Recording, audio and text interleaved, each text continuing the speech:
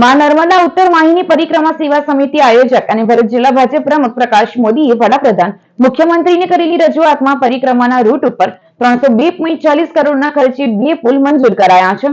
ભરૂચ જિલ્લા ભાજપ પ્રમુખ પ્રકાશ મોદી માં નર્મદા ઉત્તર વાહિની પરિક્રમા સેવા સમિતિ ભરૂચના આયોજક પણ છે.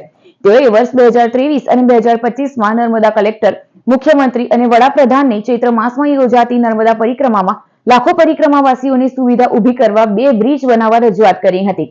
હોડીઓની સર્જાતી હાડમારી, મગર અને ડૂબી જવાના ભયમાં પુલનું નિર્માણ કરી સલામતી સાથે કાયમી સુવિધા કરવા માંગ કરાઈ હતી.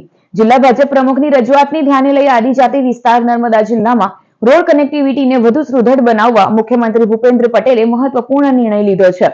મુખ્યમંત્રીએ નર્મદા જિલ્લાના 11 જેટલા ગામોના 18,000થી વધુ લોકોને જિલ્લા તાલુકા મુખ્ય મથક સાથેની અવરજવરની સગવડતા આપવા નર્મદા જિલ્લામાં 2 નવા પુલોના નિર્માણ માટે 302.40 કરોડના કામોની મંજૂરી આપી છે. નર્મદા જિલ્લાના રેંગણ ઘાટથી રામપુરા ઘાટ ઉપર પુલ માટે 123.13 કરોડ, શહેરાવ ઘાટથી તિલકવાડા ઘાટને જોડતા પુલ માટે 179.27 કરોડ મંજૂર કરાયા છે. નર્મદા જિલ્લામાં આ 2 પુલના નિર્માણથી ઉત્તર અને દક્ષિણ વિસ્તારના તિલકવાડા, વાસણ, રેંગણ, રામપુરા, માંગરોળ અને શહેરાવ સહિતના ગામોમાં વસતા ગ્રામજનોની પણ અવરજવર માટે સુગમતા રહેશે. આ વિસ્તારમાંથી શાળા કોલેજોમાં અભ્યાસ માટે જતા વિદ્યાર્થીઓની ચોમાસાના સમય દરમિયાન પણ આવવા જવામાં સુવિધાયુક્ત રસ્તાની સવલત મળશે.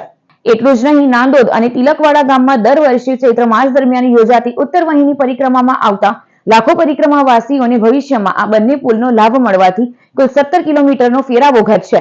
તેની સમય તથા ઈંધણની પણ બચત થશે. જિલ્લા પ્રમુખ અને નર્મદા પરિક્રમાના આયોજક પ્રકાશ મોદીએ 2 નવા પુલની ભેટ બદલ મુખ્યમંત્રી અને વડાપ્રધાનનો આભાર વ્યક્ત કર્યો હતો. શહેરાવથી તિલકવાડાનો અને રેંગણથી રામપરા ના બંને રૂટ પર બ્રિજ બનાવવામાં આવે. 2025માં પણ અમે ફરી રજૂઆત કરી અને અમારી આ રજૂઆતને ધ્યાને લઈ માનનીય મુખ્યમંત્રીશ્રીએ 2 નવા બ્રિજનું